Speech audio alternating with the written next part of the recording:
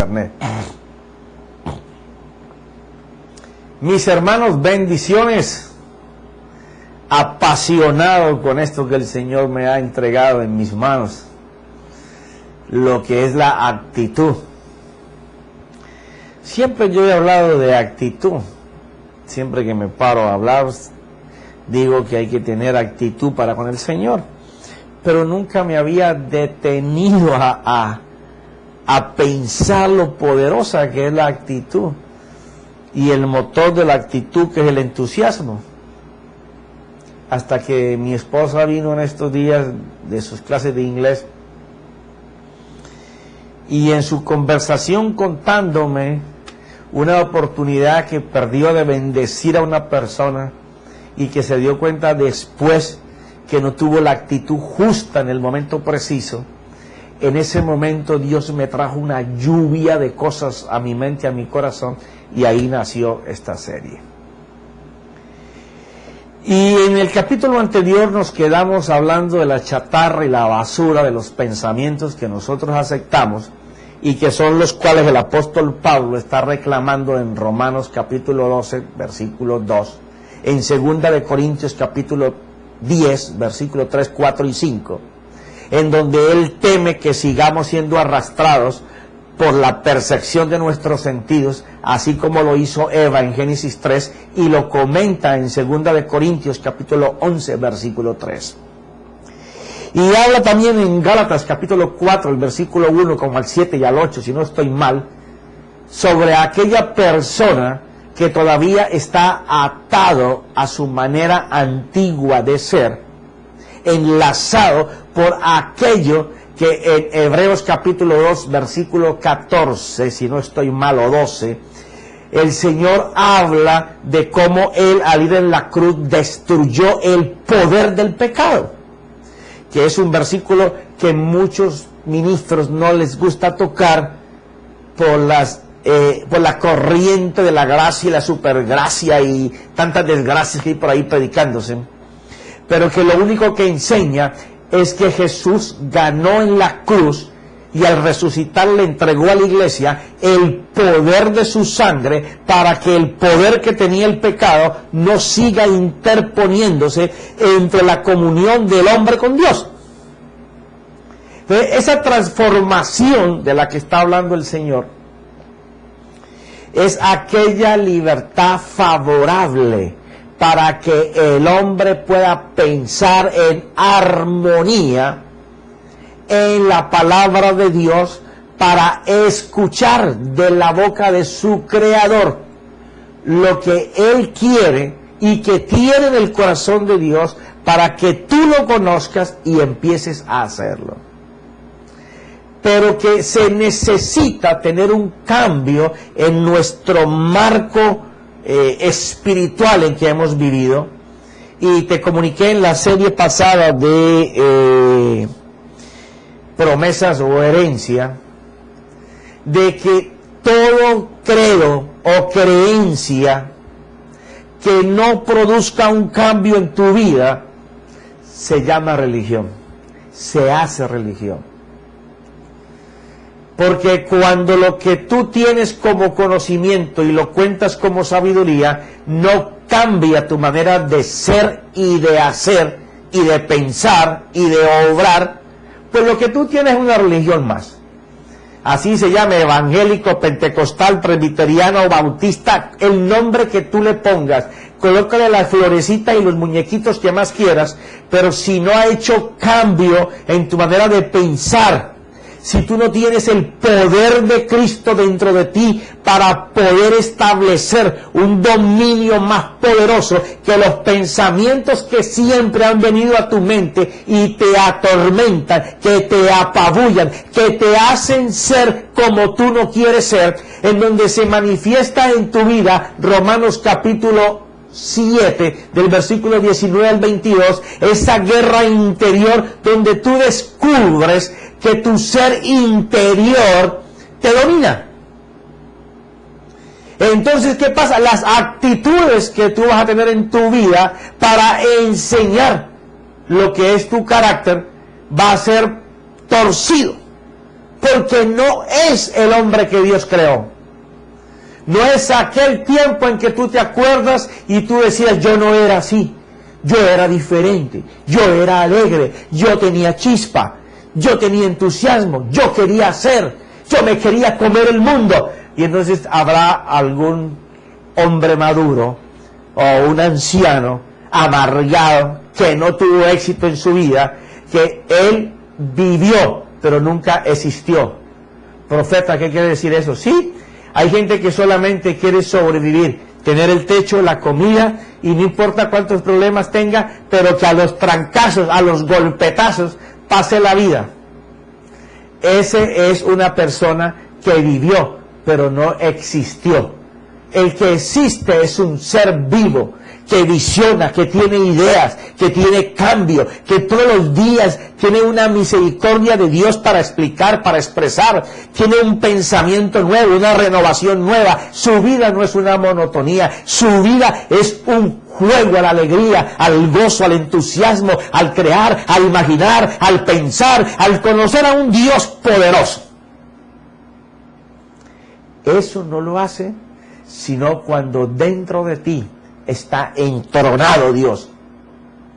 Cuando la mente de Cristo puede hacer en la mente tuya la parte más fuerte, el reino más poderoso, en donde Él se establece como tu Señor. Porque la gente dice, yo quiero que tú seas el Señor de mi corazón.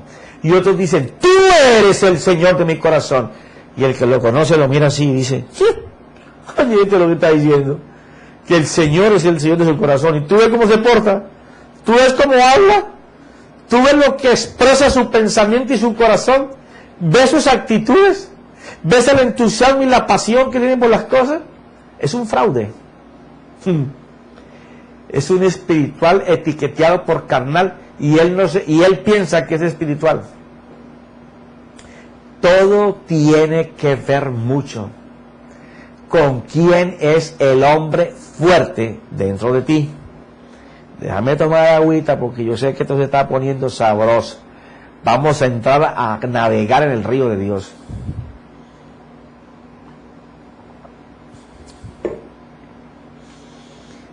Cuando tú sabes que sabes, recontra sabes que sabes, aunque a los demás les muestres otra película, te puedes mostrar feliz, dichoso, con hogar, hasta rico puedes decir que eres. Puedes vestir bien, pero saber que todo lo de ahí no tienes con qué pagarlo. Puedes decir que abundas en prosperidad y ni trabajo tienes. Tú puedes engañar a otros, pero tú mismo, la conciencia reflexiva te va a traer permanentemente tus derrotas. La actitud tiene mucho que ver con esa decisión, en donde en un momento de la vida una persona dice, no, espérate, no puede ser que la vida sea esto que yo estoy viviendo. A mí me han dicho que el Señor da otra vida, que es una vida abundante. Él dice que de mí van a brotar ríos de agua viva. Él dice que yo tendré la palabra de aliento, de confort, pero ni siquiera yo la vivo, ni la tengo, yo la necesito. ¿Qué es lo que me está pasando? Todavía voy para atrás, no avanzo. Pero hay una palabra que tú conoces, pero que no se ha hecho sabiduría en tu vida. Necesitas tomar hoy la decisión de que tú quieres, no es que deseas, porque a la gente se le va la vida deseando y se mueren y nunca pudieron alcanzar. Es querer, es hacer. Tú dices, voy a cambiar esta parte de mi vida, sé que yo mismo no la puedo cambiar, porque he luchado por tiempo y no he podido, pero si yo dejo entronar a mi Cristo, ya no va a ser cuánto yo sé de la mente de Cristo, es cuánto Cristo va a hacer en mi mente, con lo que yo sé de Él. Eso es otro paseo, esa es otra carretera, esa es otra dimensión, en donde tú vas a estar sumiso a obedecer la voz de Dios. Y ya miramos en el capítulo anterior que te va a llevar a servir a los demás, aunque no te gusten, aunque no te agraden, sabiendo que en ellos se va a perfeccionar la obediencia a Dios y el servicio al prójimo. Y entonces será cuando tu identidad no tendrá temor. ¿Por qué? Porque vas a ventilar toda la basura de pensamientos. Y cuando tú decidas que tienes un archivador pequeño y no te haces a que tienes archivadores por semanas, por meses y por años, y hay gente que está entretenida organizando los archivadores de los pensamientos, de los hechos, de las personas y de las cosas que les hicieron en los días pasados, en las semanas pasadas, en los meses pasados, en los años pasados, y se pasan el día de hoy presente yendo a mirar el antiguo archivo y sacan todas las gavetas por años para mirar cómo lo pueden arreglar hoy.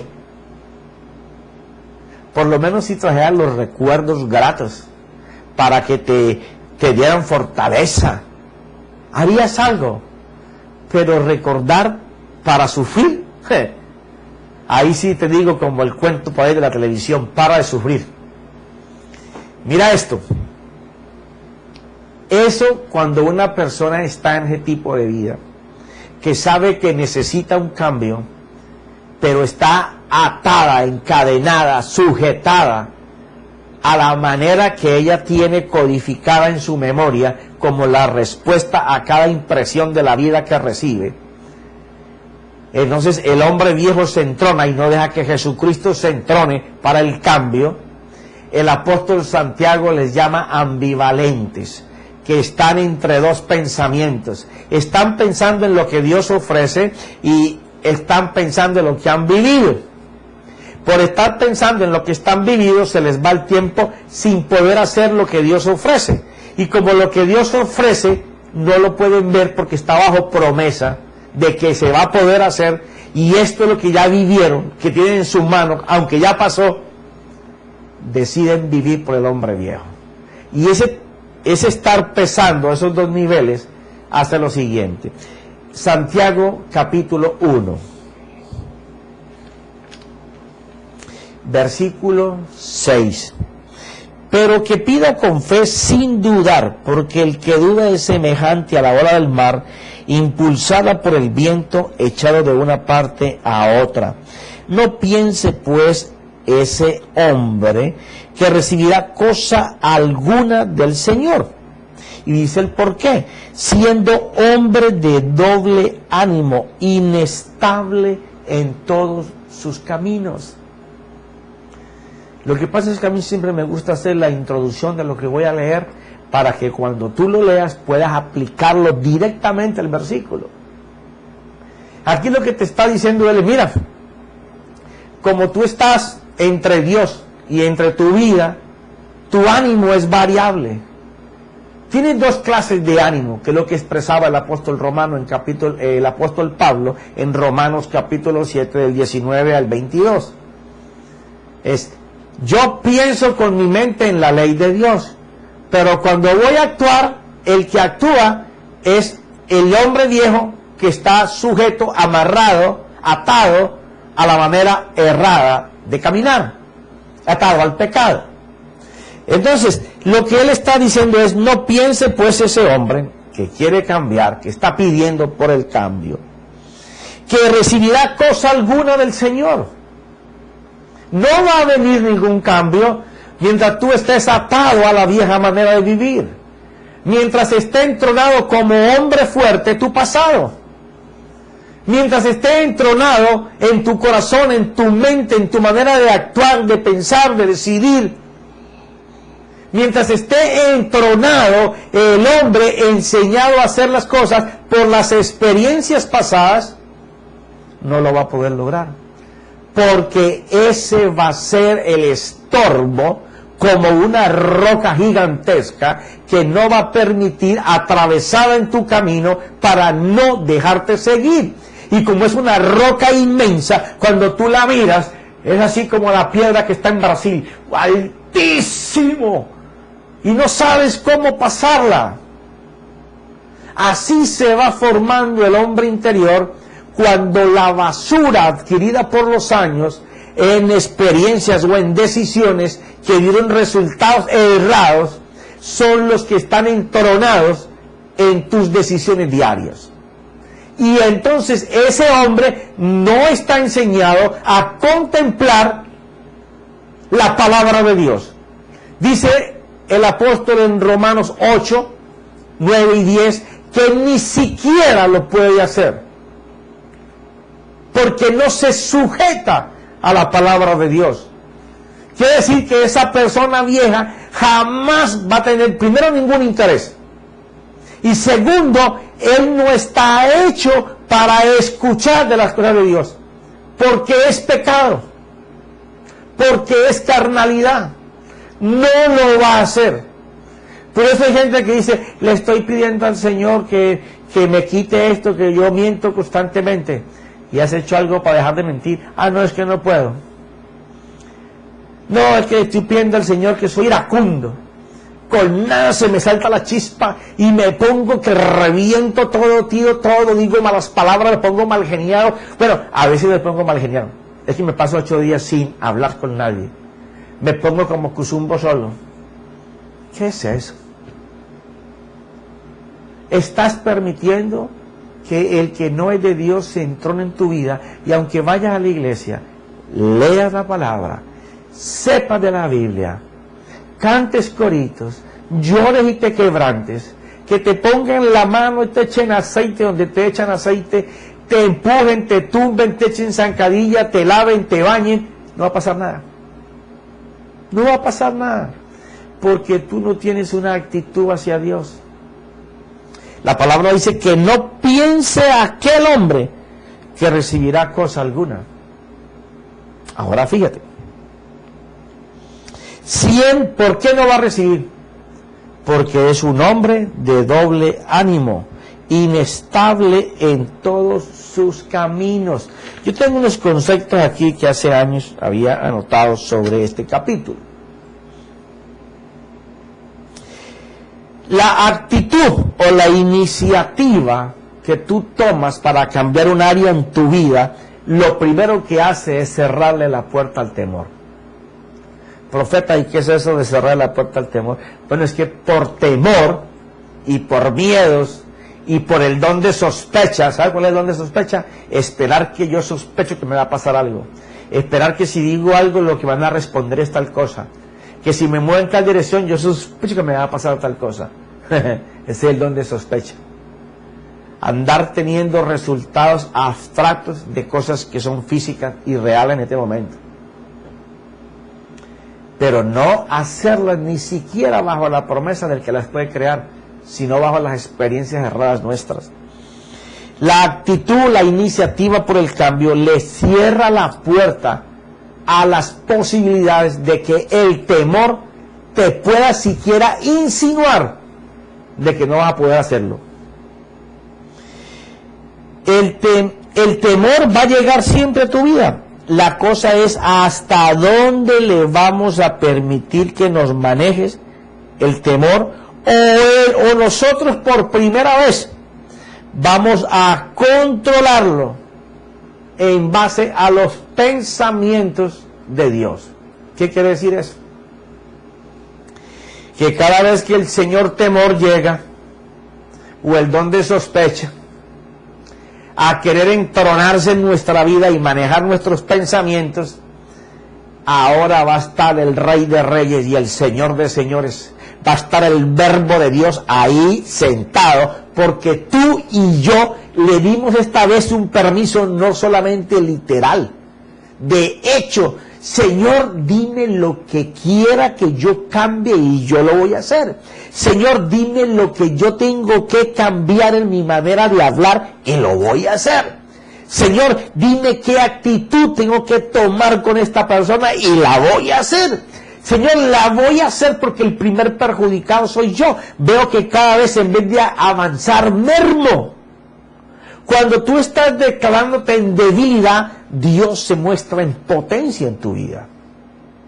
Entonces el temor ya no tiene cabida en tu mente y en tu corazón. No importa las experiencias pasadas, las de ayer, las de la semana pasada, no importan. Porque ahora Dios entronado dentro de ti te va a decir lo que hay que hacer en ese caso. Entonces ya no tiene manera de apabullarte y decirte que se van a reír de ti, que te va a ir mal, que qué va a decir la gente, que te vas a dar por derrotado, que perdiste la batalla, que diste el brazo a torcer, que te quedaste callado o callada y que no debía de ser así. O sea, siempre el temor se va a disfrazar de muchas cosas para ponerte en contra de ti mismo, porque es una atadura. Por eso la persona que no desecha la basura que hay en su mente, en su memoria, y también sigue recibiendo correos para ponerlo en el tiempo de hoy, electrónicos a su mente, enviados por satélites llamados bocas y teléfonos, o información por televisión o por internet, pues seguirán acumulando basura que no va a permitir que el Señor se siente en el trono de tu mente para poder decidir dentro de ti a favor tuyo. Y como está entronado la basura, pues cada vez tendrá más basura. Por eso el consejo que te di en el capítulo anterior. Profeta, ¿cómo me limpio de todo esto? Bueno, haz de cuenta que colocas un ventilador bien grande y sueltas todos los papeles del pasado al piso y abres la puerta para que el viento lo vaya sacando. No te creas que eso es como ir a un archivador de una oficina y sacar todos los paquetes así, cargarlos, ir al basurero y tirarlos. No, porque hay cosas que fueron significativas, que marcaron nuestra vida. No se van a ir de la memoria. Lo vamos es a ocultar. Como cuando tú estás en la computadora y escribes algo, pero no quieres que nadie lo lea y no le das publicar, sino que lo dejas oculto. Así sucede cuando Dios se entrona en tu mente. Comienza a no permitir que el pasado te ataque, que el miedo te asaste, que tengas pesares y temores por cosas que no te pueden cobijar ahora. Es lo primero que hace una actitud de cambio, cerrar esas puertas, porque Él tiene que cambiarte de ser un hombre de doble ánimo, que piensa que va a recibir pero nunca recibe nada, a colocar un hijo de Dios firme, maduro, que no se alimenta de leche, sino que come el vianda de Dios, que sus sentidos, como dice Hebreos 5:14, están ejercitados para discernir lo que le conviene y lo que no le conviene. Dice, el mejor restaurador y edificador de la confianza es Dios. El mejor restaurador y edificador de la confianza es Dios. ¿Por qué? Porque va a usar la fe. Tú no vas a tener una actitud de cambio si tú no permites que Dios te restaure, si tú no permites que Dios te edifique. Tu casa espiritual tiene que volver a ser reconstruida, derrumbada toda la basura y comenzar a tirar cimientos y paredes nuevas y techos nuevos por la palabra de Dios, por aquellas promesas que cuando las se encarnen en ti van a convertirse en la herencia de Dios para tu vida. Y dice, empieza a moverte en tu pensar. Imagínate, cuando hablamos de empezar a movernos en la manera de pensar, te está hablando de actitud, que es lo que se trata aquí. Tenemos que tomar la decisión. Esto es una decisión, la actitud es eso. Yo decido que no voy a seguir más así. Por ejemplo, yo decidí hace muchos años, para no decir mucho, varios años, que yo no quiero seguir hablando de las glorias y las bendiciones que el Señor narra en la Biblia. Está buena que me sirvan para exponer lo que Dios hizo, pero yo quiero que lo que Él hizo allá lo haga hoy. Es una actitud de cambio en la manera en que ahora yo quiero ver materializado a Dios. No lo quiero tan espiritual que yo no pueda ni lo que oigo ni lo que veo decirlo, hablarlo y que suceda o verlo.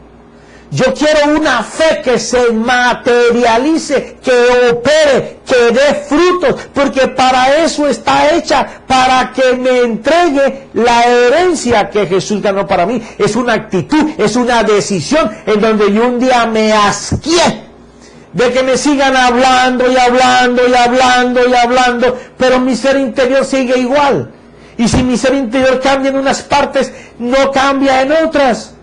Sé que tengo que tener una actitud para que el Señor me cambie, pero también sé que si yo quiero ver la gloria de Dios, que si yo quiero ver la potencia de Dios, yo tengo que tener una actitud de cambiar de la manera como yo veo a Dios, de la manera como yo lo escucho, de la manera como yo quiero entrar a su presencia. Tengo que tener una actitud por ese cambio para poder provocar la mano de Dios. O sea, si yo estoy asqueado de que me estén contando lo mismo, y quiero que el libro de Hechos se siga escribiendo con mi vida y con tu vida, yo tengo que estar decidido a cambiar lo que siempre he hecho, a gastar el tiempo poquito que siempre he gastado para Dios. Tengo que saber que si yo quiero ver esa gloria, tengo que mirar esos ejemplos de qué fue lo que esa gente hizo para mover la mano de Dios. Es una actitud diferente. Si tú quieres cambio en tu vida, tienes que tener una actitud diferente. ¿Y con qué se come eso, profeta? Bueno, no es con 2 pedazos de pan, ya te digo. Eso es disciplinar la mente para seguir el precepto de Dios. Lo que dice el apóstol Pablo por el Espíritu en 2 de Corintios capítulo 10, después del versículo 4. Disciplinando a obediencia la manera en que yo pienso, para que mi mente solamente piense en las cosas de Dios. Por eso es que la fórmula de los 3 puntos, para que mi actitud cambie, lo primero es sumisión o obediencia. Y lo segundo que viene es el único mandamiento que Jesús dejó para la iglesia, en donde están todos involucrados. Amar a tu prójimo más que a ti mismo. Y cuando tú estés en esos 2, tu identidad no la va a mover nadie. No serás ambivalente, no estarás entre 2 pensamientos, no estarás pensando si pasa o no pasa. Tú estás seguro que va a pasar, porque tú vas a aprender a conocer la fidelidad de Dios, por cuanto estás sumiso a obedecer y a servir a los demás, que fue a lo que Jesús vino. Entonces todo se tiene que dar y tu actitud tiene que cambiar. Tu motivación la va a dar Dios. No va a ser ningún libro por ahí de motivación ahora venden tantas cosas para que el estado de ánimo suba, porque las personas saben que si el ánimo cambia en las personas, cambian las motivaciones, crecen las expectativas y se alcanzan logros. ¿Dónde tú crees que salió eso? De aquí. Pero para ir a una charla de esas te cobran. En cambio, los atalayas de Dios no cobramos. Te damos lo que la Biblia dice. Así que te deseo todo lo mejor. Que la palabra de Dios esté penetrando tu corazón y tu mente en el nombre de Cristo Jesús. Amén y amén.